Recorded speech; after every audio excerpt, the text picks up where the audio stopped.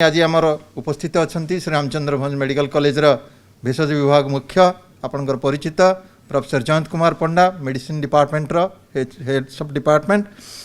तांको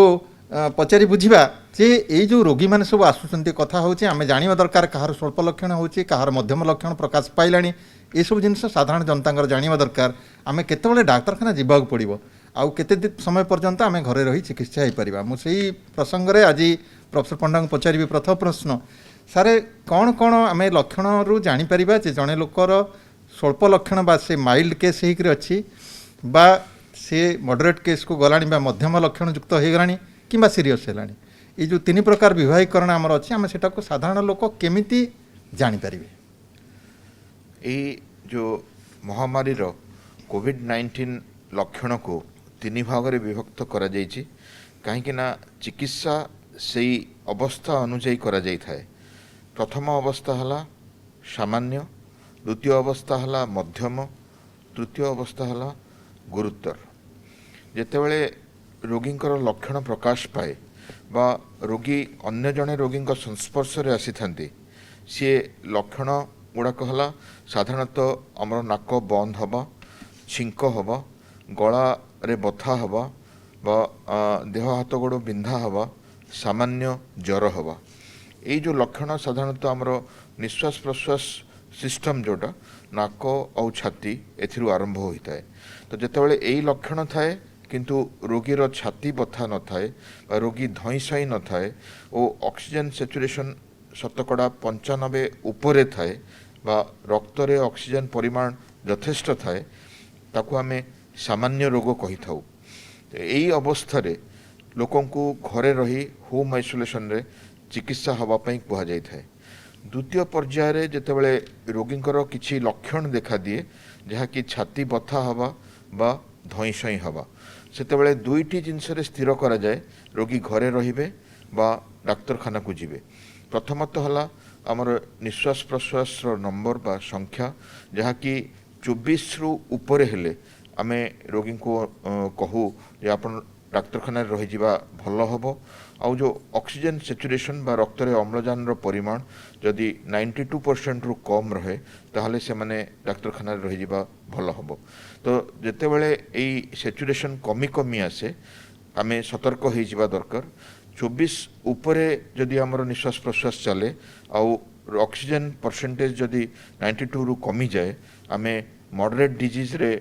गणा हवा बा मध्यम रोग रे गणा हवा और आमे डाक्तरखाना रे रही जावा उचित हबो। एई डाक्तरखाना रे थिला बेले तांको देखा दिए जेतेबेले तांकर निश्वास प्रश्वास परिमाण चिकित्सा सत्वे बढ़िबार लगे और 30 रु ऊपर जाए और ऑक्सीजन सैचुरेशन 90% तलकू आसे बा 90% तलकू आसे तांको आमे गुरुतर रोगी कही थाउ और तांको आमर आईसीयू एनआईवी बा वेंटिलेटर रो आवश्यकता होता है जो मानक आम एचडीयू बा आईसीयू को शिफ्ट करी निश्वास प्रश्वास सपोर्ट दे था। तो मध्यम और गुरुतर रोगी दायित्व डाक्तर मानकर किंतु सामान्य लक्षण थिले बा लक्षणहीन थिले से माने घरे रहिबे और तांकर चिकित्सा दायित्व घर लोकंकर और से रोगी दुई जनकर दायित्व आउ रैपिड रेस्पॉन्स टीम म्युनिसिपालिटी रो और आपणकर डाक्तर जो संस्पर्श रे आपण अछंती बा कांटेक्ट रे अछंती तांका सह जोगाजोग करी से मानक चिकित्सा करा जाय थाए। सर ये गोटे आउ टिके संदेह दूर करने पे चाहिए लोकंकर जे ये आम जो मध्यम कथा कहूँ और साधारण लोकटे केवल तार निश्वास प्रश्वास बेग को से गणना करें आपन जो कहले जे मध्यम स्तर को गला बेलू 24 प्रति मिनिट रे 24 थर से अधिक जदि निश्वास नाला तेज आम सन्देह करवा जे से मध्यम अवस्था को जाऊँगी आ डाक्तर सहित परामर्श करवा। जितेबाला गुरुतर अवस्था थी तार निश्वास प्रश्वास बेग से 30 थर रु अधिक हम बोली आमर कहते पूर्ववर्ती वक्ता ये जो 30 थर रु अधिक है बेलू आपन जहाँ कहले जे 90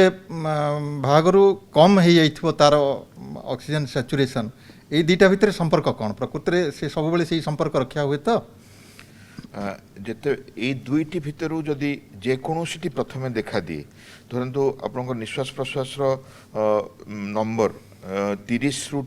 टपी जाए बा ऑक्सीजन सैचुरेशन 90 रु खसी जाए तो सही जगार आम गुरुतर रोगीर आख्या दे परिबा सब बेले दुईटी एकाथरे न होई पारे किंतु ए दुईटी भितर जेकोसी गोटाए रहिले भी मध्य आमे आख्या दे परिबा। अच्छा ठीक अच्छे। अच्छा बर्तमान आम जा जे चिकित्सा संपर्क में कहीं लोक चिकित्सा पाई सबुथ व्याकुल विभिन्न प्रकार औषध जाकर मन इच्छा बाहर किणिक बजार खाईदेवाई व्यस्त आमर जेहेतु जदिव RRT रही टेलीमेडिसिन माध्यम हो 104 टोल फ्री नंबर माध्यम हो डाक्तर परामर्श पाइबार सुविधा रही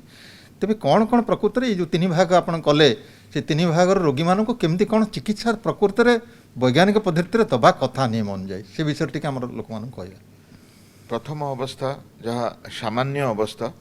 ताहा घरे चिकित्सा करा जाय थाए आपण समस्ते जानिचंती आमे गृह एकांतवास रे से रोगी को रखी थाउ तो घरे जो सब सतर्कता अवलंबन करने कथा ड्रॉपलेट इन्फेक्शन पई मास्क ग्लोव्स और जो मैंने खाइबा को देबे कपड़ा सफा करेंगे से ट्रांसमिट न करिया पई ताहा निश्चित भाव में पालन करेंगे से तांको पई निज घर और बाथरूम सेपरेट रहिबो और ता सह औषध पई आमर बेसी औषध खाइबार कौन आवश्यकता नहीं आपन जानते या गोटे भूताणु जनित रोग तो सामान्य औषध जो थे कि प्रथम औषध आसब पारासीटामोल पारासीटामोल आम एपाई कही था जे रोगी गोड़ हाथ बथा हुए और सामान्य ज्वर अनेस्पत 100 रही पारे तो सही जगार पारासीटामोल बटिका 650 पावर दिन को 2टी 3टी एपरिक 4टी खाईपारे और तापर जदि ज्वर न कमे आम नेप्रोक्सेन बटिका 250 दिन में 2टी से मिसई पार द्वितीय औषध हिसाब से आमर होम आइसोलेशन रे हुए तो आम आइवरमैक्टिन व्यवहार करें जोटा कि 200 माइक्रोग्राम आमर ओजन केजी अनुजाई कैलकुलेट करा थाए बड़ मान को 12 मिलीग्राम और छोट मान को 6 मिलीग्राम दि जाए और तार परिमाण आम 3 दिन रु 5 दिन से औषधटी व्यवहार करूँ आउ जदि गर्भवती थांती स्तन्यपान करू थांती से औषध मध्य दिया जाए नहीं तो यही आइवरमैक्टिन और पारासीटामोल को छाड़ीदेले आउ विशेष औषधर आवश्यकता न थाए ता छड़ा आप विटामिन औषध खाईपारे जिंक हो विटामिन डी हो विटामिन सी हो तार किसी आवश्यकता नहीं बा मना नहीं किंतु अजथारे अनेक एंटीबायोटिक खाइबा बा देखा जाउछि लोक माने एपरिक एंटीवायरल भी रूटीनली खाउछंती तार किसी आवश्यकता न थाए मु एठी गोटे कथा कहबी सामान्य अवस्था रे जो फेविपिराविर बटिका कथा आमे आगरु मध्य कहिचे गत वर्ष मध्य कहिचे जे जो माने लक्षण युक्त अछंती जो मानकर ज्वर बा काश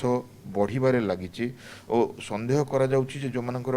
भाइराल लोड बेसी अच्छी बा बेसी संख्यार भूताणु तांको देहरे अच्छी तार डिसीजन केवल डाक्तर नहीं थांती बा रैपिड रेस्पॉन्स टीम नहीं थाए जे से मानकु आमे फेविपिराविर दबा म्युनिसिपालिटी तरफ मध्य एही औषध दिया जाय थाए तो जो मानकर किडनी प्रॉब्लम न थाए बा जो मानकर लिवर प्रॉब्लम न थाए से माने एही औषध नहीं पारिबे और ताकू ठीक डोज रे जेमिति कि 1800 प्रथम दिन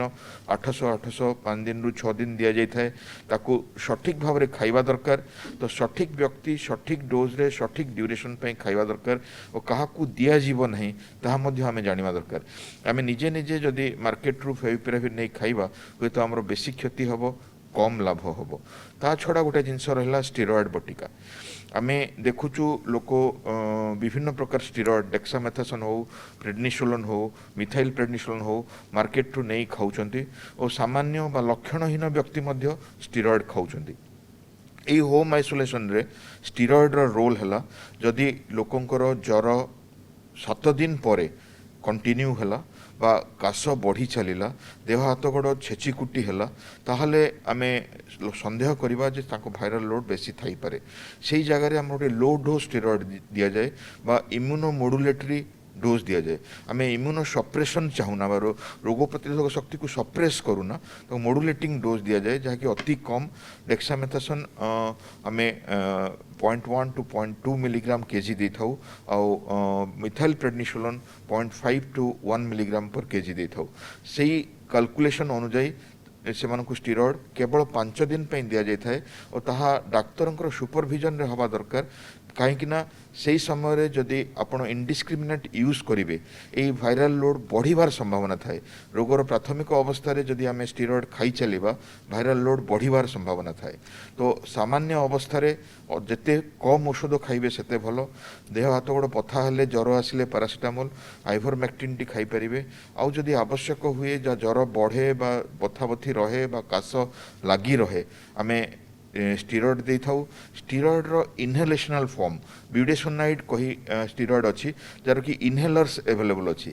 बटिका बा सिस्टमिक स्टीरॉयड अपेक्षा सेटा प्रिफर करा जाय थाए जहां आपनको डाक्टर बा रैपिड रेस्पॉन्स टीम आपनको सजेस्ट करिवे तो बटिका न खाई जदि तार 2 पफ लेखा आमे 2 थर नबा ताहा मध्ये हमरो काश ज्वर और छाती बथा को कमे दी थाए। अच्छा सर आउ गोटे क्वेश्चन मैं आपको पचारि जे आजिकल लोक भारी व्यस्त हो पड़ुंट आमको से ब्लड थिनर दि जाऊ कि रेमडेसिविर दि जाऊ टोसिलिजुमाब दि जाऊ ये सब बहुत चर्चा भितर रोचे लोक दौड़ मार्केट को किणापी ए संबंध में आप कौन लोक मान उपदेश देते? सामान्य लक्षण थिबा रोगी को ए सबुर कौन आवश्यकता नहीं किंतु जो माने डाक्तरखाना एडमिशन होइथांती आमे रूटीनली तांकर सीआरपी करिथाउ और डी डाइमर करिथाउ सीआरपी रे इन्फ्लामेटरी मार्कर हिसाब रे तांकर रोगर परिमाण जना पड़े और डी डाइमर रे तांकर जो ब्लीडिंग एपिसोड्स बा थ्रोम्बोएम्बोलिक एपिसोड्स जना पड़े जदि ताहा डिरेंज थाए आमे रोगी को सही अनुसार औषध दे थाउ औषध 5 प्रकार आपण ऑक्सीजन थेरापी विषय शुणी सारे जिते रोगर सेचुरेशन कमी थाए रोगीर सेचुरेशन कमी थाए बा रोगी सामान्य मध्यम स्तर को जाए से ऑक्सीजन सह आमर आउ 4टी चिकित्सार आवश्यकता होता है।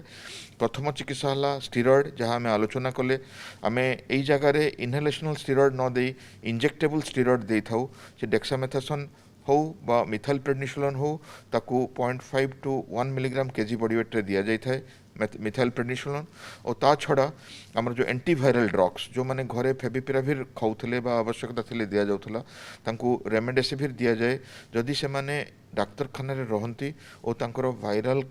लोड बेसी थिवार संदेह करा जाए ताहा एमिति कोनोसी मैजिक औषध नुहे जे प्रत्येक रोगी को लाभ दब देखा जाउची लोक अति भय भीतत्रस्त अवस्था एपटे सेपटे दौड़ुचंती इंजेक्शन पाई मार्केट रू किणी नहीं डाक्तरखाना बा नर्सिंग होम रे जोगाइबा पाई मने रखंतु यह एमिति औषध नुहे आपनको संपूर्ण भाव में आरोग्य करि परिबो ता छड़ा आमे इंजेक्टेबल एंटीबायोटिक देई थाउ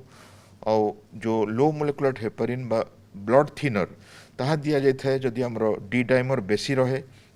बा थ्रोम्बोएम्बोलिक एपिसोड हबार संभावना थाए तो सही जगार आमर इन्वेस्टिगेशन नहीं ताकू दिया जाए और तार मॉनिटरिंग करा जाए थाए और जो माने सही अवस्था यथेष्ट उन्नति लाभ करंतिनी तांकू एनआईवी वेंटिलेटर द्वारा नॉन इनवेजिव बा इंटुबेट करी इनवेजिव वेंटिलेटर द्वारा चिकित्सा करिवार आवश्यकता होता है।